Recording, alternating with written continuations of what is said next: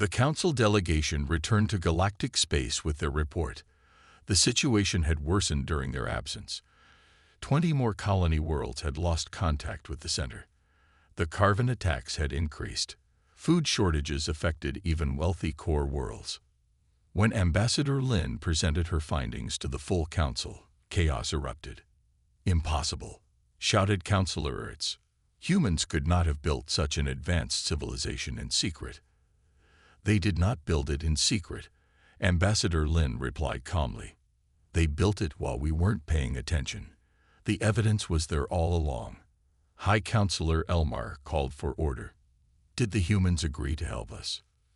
"They made a counteroffer," said Ambassador Lin.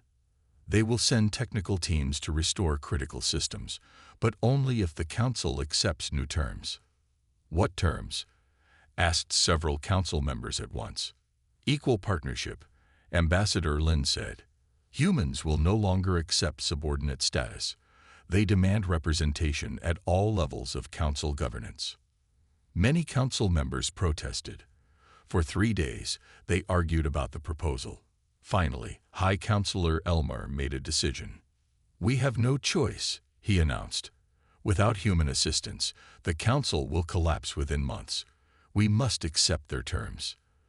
The vote was close, but agreement was reached.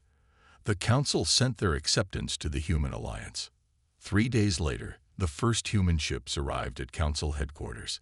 They brought technical experts, engineers, and scientists.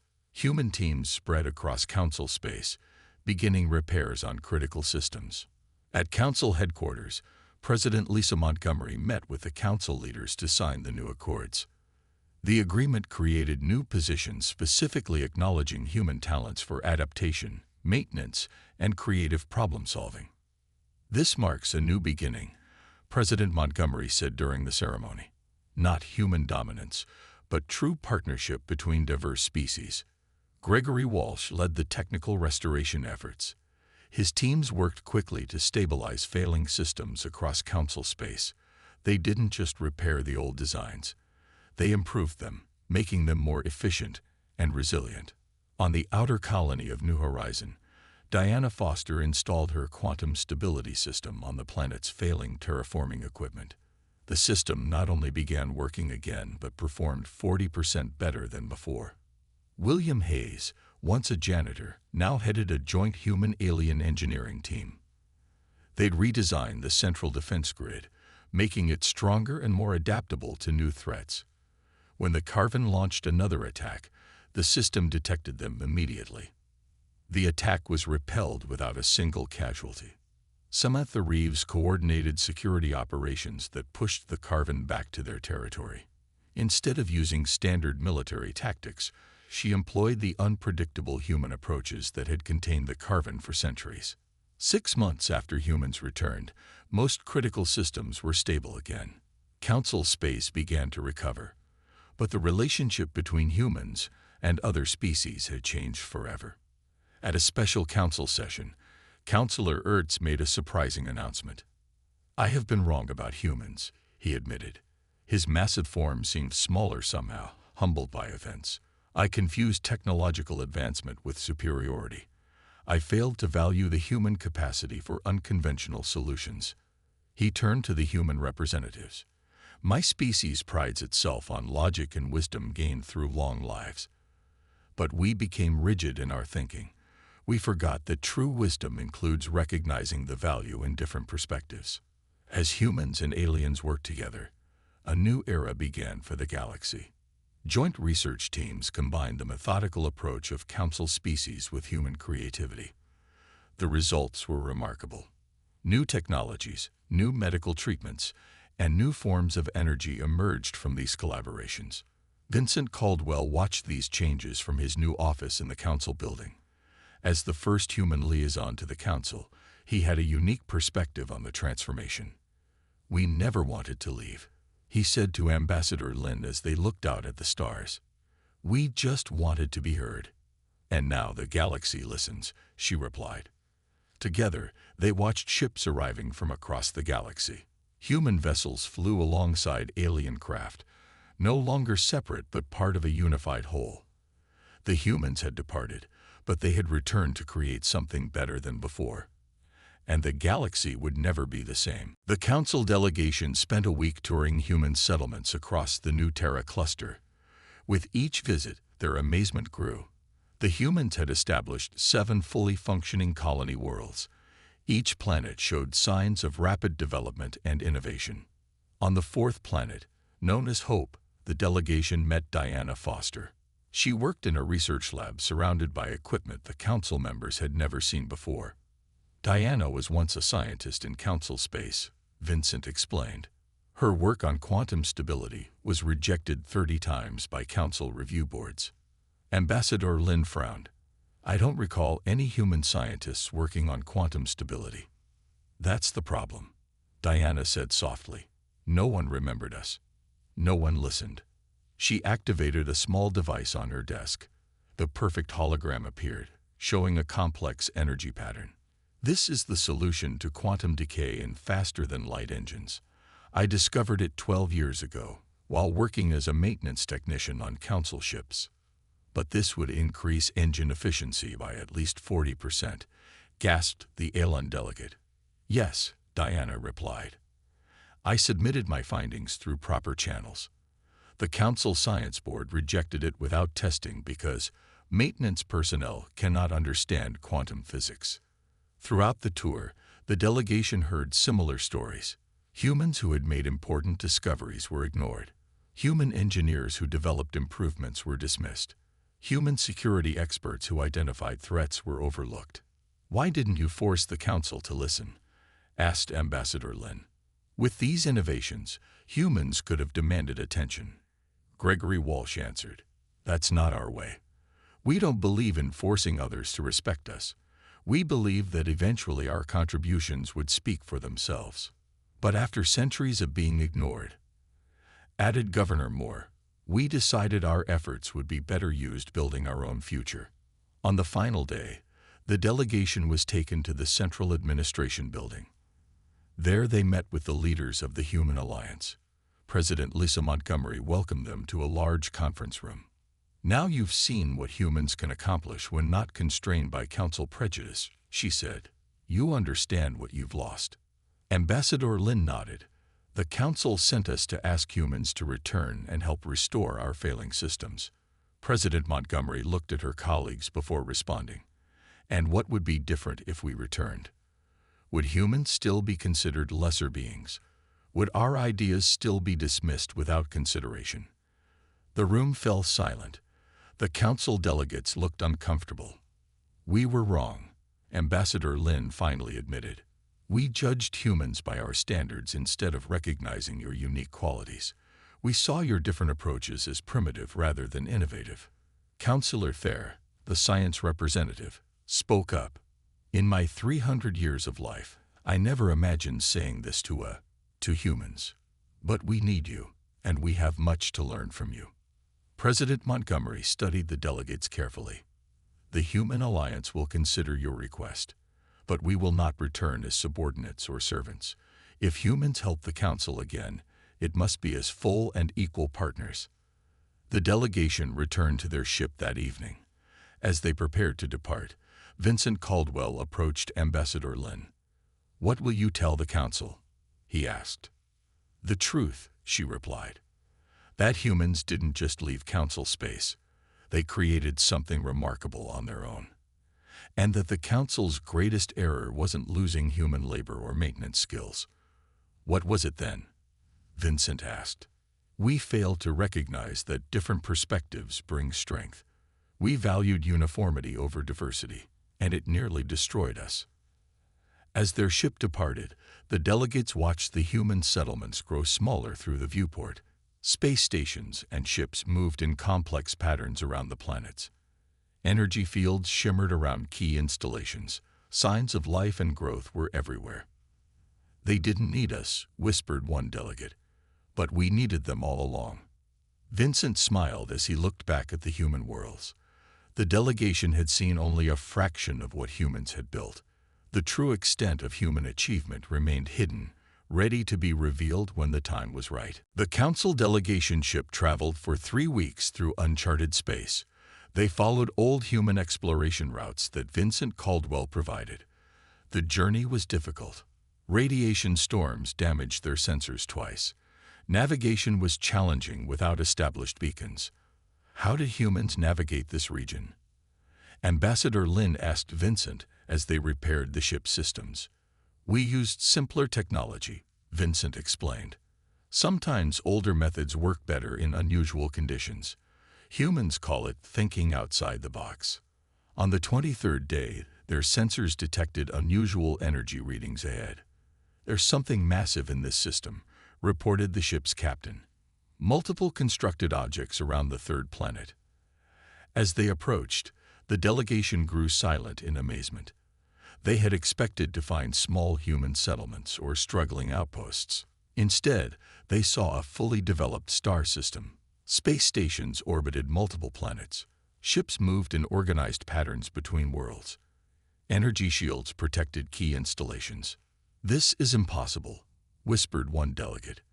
They've only been gone for 2 years. Vincent smiled. Humans have been preparing this region for much longer.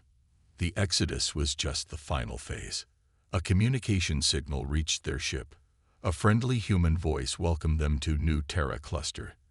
They were invited to dock at the main station. When the delegation disembarked, they were met by a welcoming committee of humans. Leading them was a woman in formal attire. "Welcome to our home," she said. "I'm Governor Eliza Moore. We've been expecting you." Ambassador Lin stepped forward. "You knew we would come. We calculated that council systems would begin failing within 18 months, Governor Moore explained. We estimated you would need another 6 months to overcome your pride and seek our help. The delegation was escorted to a large meeting room with windows overlooking a massive space dock. Human ships of advanced design moved efficiently through the area. The technology looked both familiar and strange. "How did you build all this so quickly?" asked one delegate. A man stepped forward from the human group. The council members gasped in recognition. "Gregory Walsh," Ambassador Lin said. "We've been looking for you." Walsh nodded. "I suspected you might be. Your systems are failing exactly as predicted." "Did you sabotage them?" demanded another delegate. "No," Walsh replied calmly. "We simply stopped maintaining them. Your species never bothered to understand how the systems actually worked. You were content to let humans handle the messy details." Governor Moore invited the delegation to tour their facilities. They were shown hydroponics farms that produced enormous food yields. They saw defense systems more advanced than anything in council space. Most surprisingly, they visited research centers where humans worked on technologies the council had never imagined. "Why did you never share these innovations with the council?" Ambassador Lin asked. "We tried," said Governor Moore. "For centuries, humans submitted proposals and research papers. They were consistently dismissed as primitive thinking or lacking proper methodology." The tour ended at a small workshop. Inside, a man in simple clothes was fixing a piece of equipment.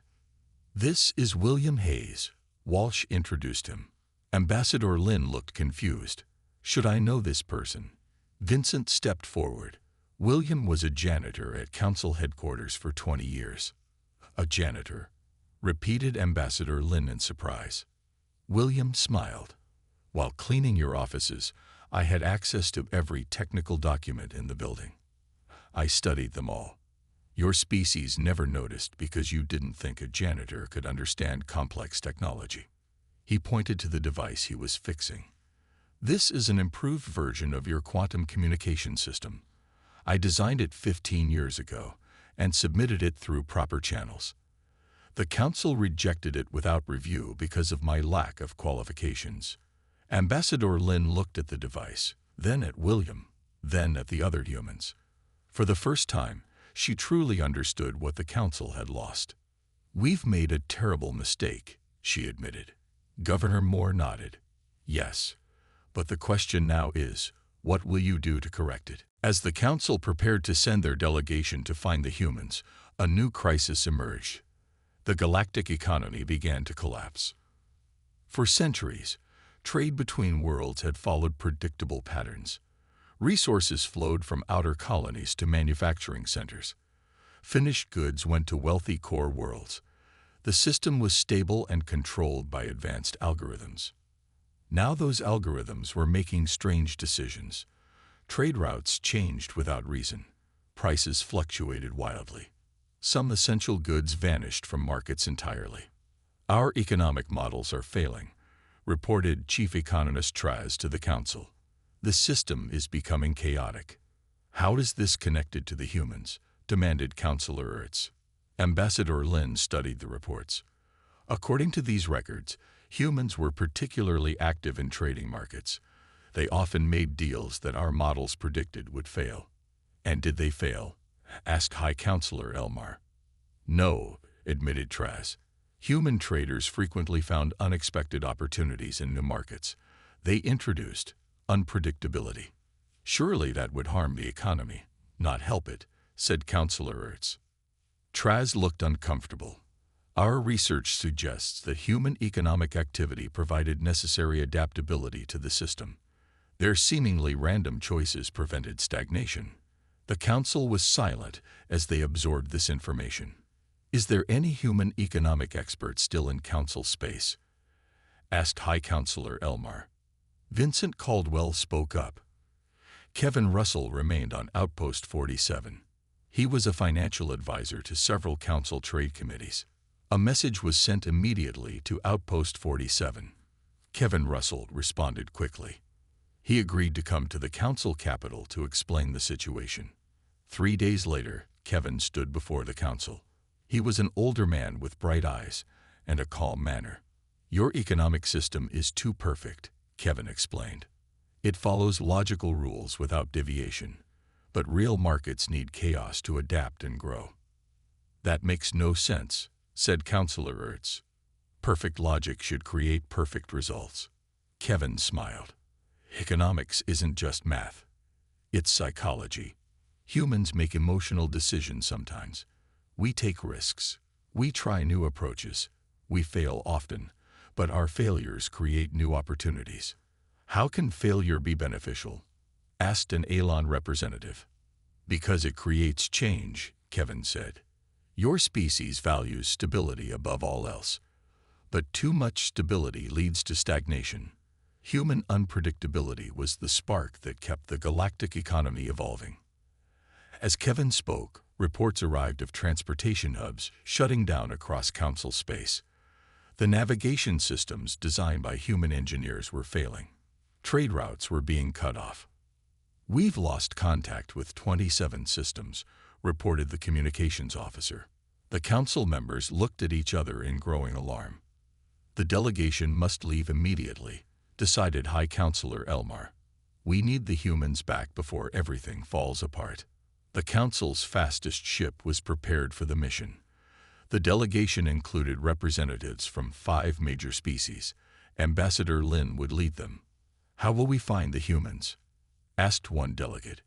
They could be anywhere in uncharted space. Vincent Caldwell offered to join the mission. I have some ideas where they might have gone. As the delegation prepared to depart, Kevin Russell took Vincent aside. They still don't fully understand, do they? Kevin asked quietly. Vincent shook his head.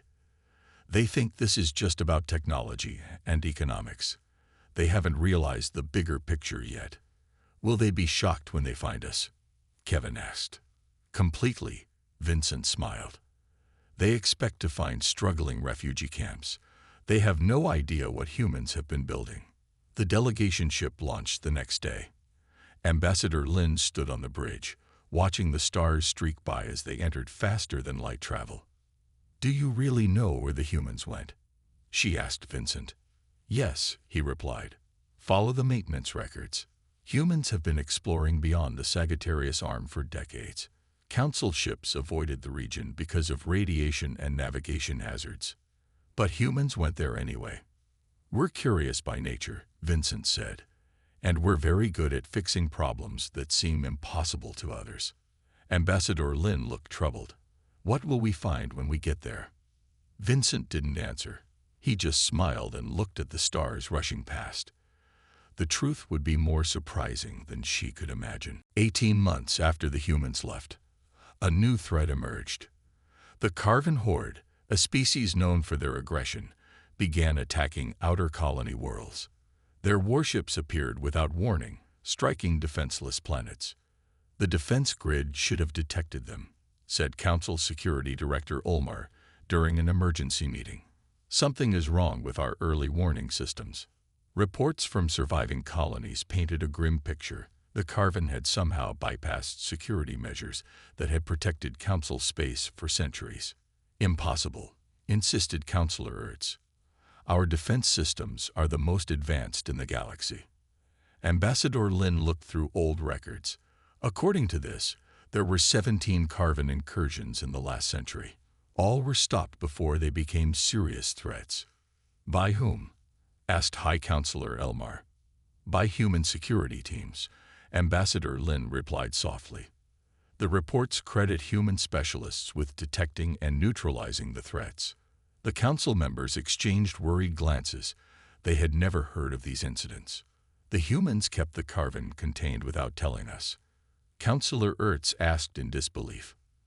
They told us, corrected Ambassador Lin. Their reports were filed properly. We simply never bothered to read them. Director Ulmar stood up. We need someone who understands how the humans managed this. Is there anyone who worked with their security teams? Vincent Caldwell spoke from the back of the room. You need Samantha Reeves. She coordinated human security operations from Proxima Station. Is she still in council space? Asked Director Ulmar. Yes, Vincent replied. She chose to remain as a diplomatic observer. A council ship was immediately dispatched to Proxima Station. They found Samantha Reeves working as an advisor to the station's trade office. She was not surprised to see them. I've been expecting you, she said when they explained their mission. The Carven always test boundaries when they sense weakness. How did humans contain them before? Asked the council representative. Samantha smiled slightly. Through a combination of approaches the council never approved. We used decoys, misinformation, targeted shows of force, and occasional covert operations. That's not standard military protocol, the representative objected. Which is exactly why it worked, Samantha explained. The Carven understand standard military responses. They expect them. What they couldn't predict was human unpredictability. Will you help us? The representative asked. I will provide information, Samantha said carefully, but I can't implement solutions without authorization from the Human Alliance. The what? The government humans formed after leaving council space. Did you think 20 billion people would just wander aimlessly? Meanwhile, the Carven attacks intensified. 3 more colony worlds fell. Millions of council citizens fled toward the core worlds, creating a refugee crisis. At the council headquarters, Vincent Caldwell received an urgent message from Patricia Donovan. The situation on the agricultural worlds is critical, Patricia reported. Without the human-developed crops, food production is failing. If the Carven disrupt shipping lanes, core worlds will face starvation within months. Vincent forwarded the message to Ambassador Lin, who had become more receptive to human perspectives. She called an emergency council session. We face collapse on multiple fronts, Ambassador Lin warned the council. Our defense systems are failing. Our food supply is threatened. Our technology is breaking down. We must contact the Human Alliance immediately. Councillor Ertz stood in opposition. Never. This is clearly a human plot. They deliberately created these problems to force us to submit to them. The debate grew heated. Finally, High Counselor Elmar raised his hand for silence. Whether this was planned or not is irrelevant now, he said wearily. We need human assistance or the Council will not survive. Pride must yield to necessity. The vote was narrow, but the Council finally agreed to send an official delegation to find the humans and request their return. As the Council meeting ended, Vincent Caldwell sent a private message to an unmarked communication channel. They've decided. A delegation will be coming. The Council is finally ready to listen. The reply came quickly. We'll be watching for them.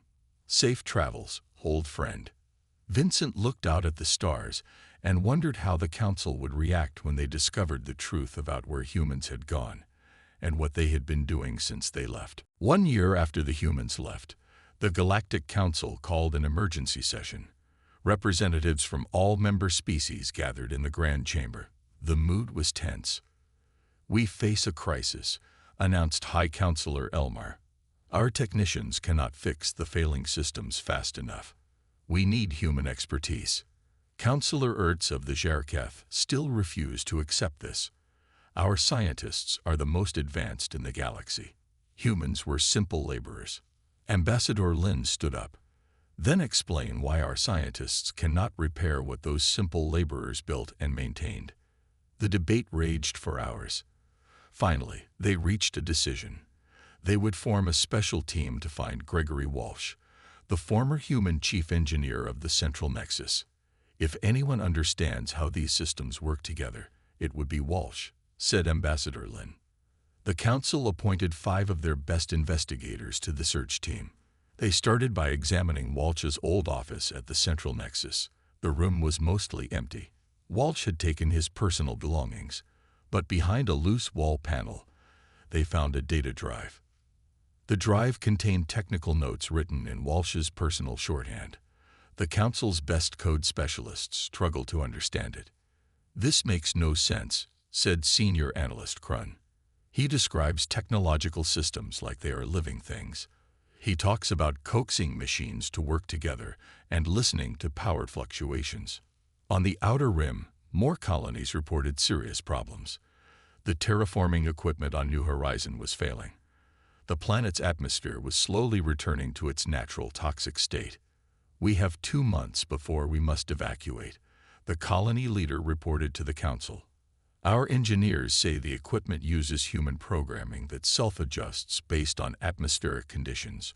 Without human maintenance, the self-adjustment feature is making errors." In a small apartment on the council capital world, Vincent Caldwell received a visitor. It was Council Security Officer Raylan. "The council requests your assistance," Raylan said stiffly. "We need to understand human maintenance methods." Vincent smiled sadly. "I'm not a technician. I was a diplomatic observer. But you are human. Surely you understand how your people think." Vincent considered this. The problem isn't technical. It's philosophical. Humans approach technology differently than council species. We improvise. We find unexpected solutions. We don't always follow the manual. Raylan looked confused. "That is inefficient and dangerous." "But effective," Vincent replied. "Humans connected different alien technologies in ways their original designers never imagined. That's why your engineers can't fix things now. They don't understand the connections." On the agricultural world of Terrace I, food production had dropped by 60%. The council sent their best botanists to save the crops. Patricia Donovan worked alongside them. "These hybrid plants were developed by human scientists," Patricia explained. "They need specific care that isn't in any official records." "Where are these records, then?" asked the head botanist. "There aren't any," Patricia said. "The knowledge was passed from farmer to farmer, with each adding their own improvements. It was an oral tradition, not a scientific paper." The botanist looked horrified. "That's not proper science. It fed trillions of people for centuries," Patricia replied simply. Back at the council chambers, the search team reported their findings about Gregory Walsh. "We believe Walsh anticipated this situation," the team leader said. In his notes, he repeatedly mentions built-in expiration protocols and maintenance dependency. "Are you suggesting he deliberately designed systems to fail?" demanded Counselor Ertz. "Not exactly," the team leader replied. "The systems were designed to work with regular human maintenance. Without it, they'd naturally degrade. Walsh knew that humans provided something unique to these systems."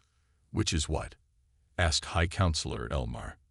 "Intuition, creativity, the willingness to try unconventional solutions. These qualities aren't programmed into automated systems or taught in council engineering academies.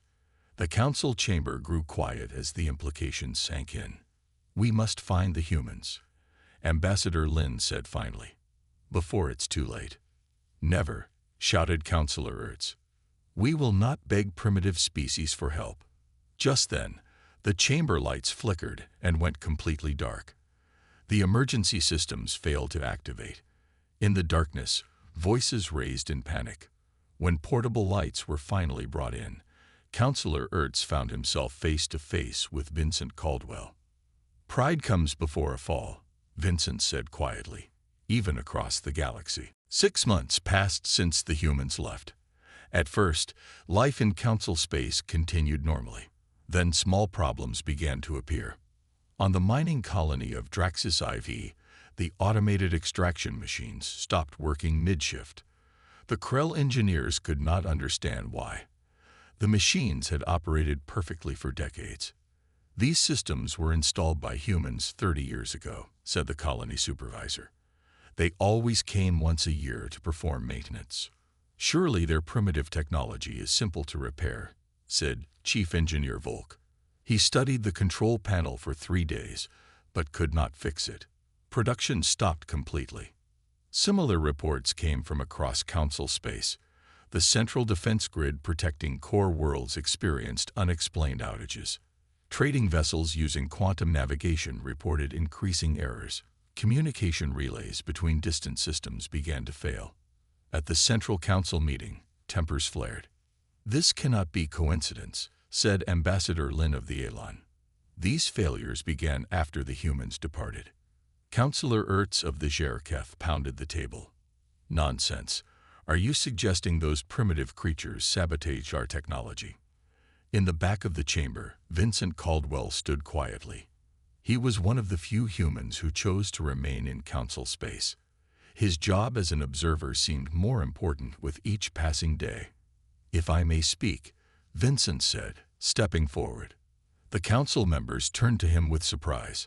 Most have forgotten any humans remained. "The systems failing were not sabotage," Vincent explained. "Humans built many of these systems. Humans maintained them. Humans understood how different alien technologies could work together. Without regular maintenance, they are simply breaking down." "Ridiculous," said Councillor Ertz. "Our engineers are far superior to humans." "Then why can't they fix the problems?" Vincent asked simply. The council chamber grew silent. On the outer rim world of Pilius, the situation was becoming dangerous. The planet's artificial atmosphere generators were failing. Patricia Donovan, a human scientist who had stayed to study local plant life, received an urgent call from the planetary governor. "The air recyclers are shutting down," the governor said, panic in his voice. "In 3 days, the air will become toxic." Patricia went to the control center. The alien technicians looked defeated. "The system was designed by a human named Frank Miller," one technician explained. "He used unconventional methods. We cannot understand his approach." Patricia studied the system. "Frank was my colleague. He often said alien engineers were too rigid in their thinking. His designs worked but didn't follow standard procedures." Working through the night, Patricia managed to restart the system, but she knew it was only temporary. "I can keep this running for maybe 2 months," she told the governor. "After that, you'll need someone who truly understands Frank's work." The governor looked worried. "Are there any such experts still in council space?" Patricia shook her head. In the council archives, a special committee searched desperately for technical documents about human-designed systems. They found surprisingly little. Humans were considered maintenance workers, not designers, the archivist explained. "We rarely documented their methods." The committee located personnel files for Gregory Walsh, former chief engineer of the Central Nexus. His file mentioned creative solutions and innovative integrations, but contained no technical details. "We must find this Walsh," said Committee Chair Telm. "He may understand how these systems work together." The record showed Walsh had departed with the Exodus. He left behind only a small note in his quarters. "All systems have expiration dates, even ones you don't understand." On the council capital world, Food supplies began running low. Many worlds dependent on agricultural shipments reported crop failures. The hybrid plants developed by human botanists were dying without proper care. In a private meeting, the highest council members faced an uncomfortable truth. "We may have made a critical error," admitted Ambassador Lin. "The humans were more integrated into our civilization than we realized." "Never," shouted Councillor Ertz. "We will solve these problems ourselves." But as the room lights flickered and then dimmed to emergency power, even Ertz fell silent. In his small apartment, Vincent Caldwell recorded another day of failures in his journal. His communication device beeped with an incoming message from Patricia Donovan. "It's happening faster than we expected," her message said. "They still don't understand what they've lost." Vincent looked out his window at the darkening city. "They will soon," he whispered. The last human ship disappeared into the darkness of space. Its blue-white engines faded to tiny dots, then vanished completely. On the observation deck of the Galactic Council's main station, 7 aliens from different species watched in silence. "Well, good riddance," said Councillor Zex, his scaled skin reflecting the starlight. "Humans were always trouble." The Viridian representative, Mela, shook her head. Her delicate green features showed concern. "This is a mistake. We should have listened to them." Alan Carter had delivered humanity's final message just 1 week ago. He stood tall before the council, his gray hair and weathered face showing the strain of years fighting for human respect. "For 3 centuries, we have been part of this galactic community," Alan had said. "For 3 centuries, you have ignored our ideas, used our labor, and treated us as lesser beings. Today that ends. Humanity has voted. We are leaving council space." The council chamber erupted in noise. Some laughed. Others shouted questions. Only a few looked worried. Councillor Ertz, the massive representative of the Zherkath, pounded his fist. "Let them go. Their planets are hardly worth the resources anyway. Their technology is basic. Their lifespans are short. The galaxy will not notice their absence." Now, 7 days later, the human exodus was complete. 17 star systems, once bustling with human activity, stood empty. They had taken everything. Their ships, their technology, their knowledge, even their pets. Olivia Mitchell, the human military representative, had supervised the departure. Her final transmission was brief. "We leave you in peace. Do not follow." In the council chambers, most representatives celebrated. They divided up the now empty human territories and made plans for the resources they could claim. "Their planets needed too much water anyway," said the Krell ambassador, his dry, cracked skin showing his species' natural habitat of desert worlds. Only Ambassador Lin of the Elan looked troubled. Her species prided themselves on their logical thinking and technological superiority. "I find it strange that they left so efficiently. No chaos, no fighting. Almost as if they had planned this for years." "Humans are simple creatures of emotion," Councillor Ertz replied with a dismissive wave of his massive hand. "They felt insulted and threw a tantrum. They will suffer without our protection and come crawling back within a year." Away from the main council chambers, in a small maintenance office, 2 humans finished packing their belongings. Jack Wilson and Maria Lopes had worked as technicians on the station for 15 years. "Are you sure about this?" Maria asked, looking around at the room filled with tools and spare parts. "We could still catch the last transport." Jack nodded slowly. "I'm sure. Someone needs to stay and observe. Someone needs to record what happens next." "They'll realize soon enough," Maria said, closing her bag. "The maintenance schedules alone will start failing within months." Jack smiled sadly. 300 years we've been fixing their systems, improving their designs, keeping things running with duct tape and creative solutions when necessary. Never once did they acknowledge how much they depended on us. "Human ingenuity," Maria said with a small smile. "The one resource they never valued." On the main council world of Zenthia Prime, the ruling representatives raised glasses in a toast. to a more orderly galaxy, they proclaimed. In orbit above, the automated defense grid flickered for just a moment. A small warning light appeared on a maintenance panel. With no humans around to notice it, the light continued to blink unattended as the celebration continued below. Far beyond Council space, the human fleet traveled in formation. On the bridge of the lead ship, Alan Carter and Olivia Mitchell looked at the star chart showing their destination. "Do you think they'll figure it out?" Olivia asked. Alan watched as the last images of Council space disappeared from their screens. "Eventually, the question is whether they'll swallow their pride and come looking for us before it's too late. And if they do, then we'll see if they've learned their lesson about partnership versus hierarchy." The massive fleet continued onward, carrying 20 billion humans to their new beginning.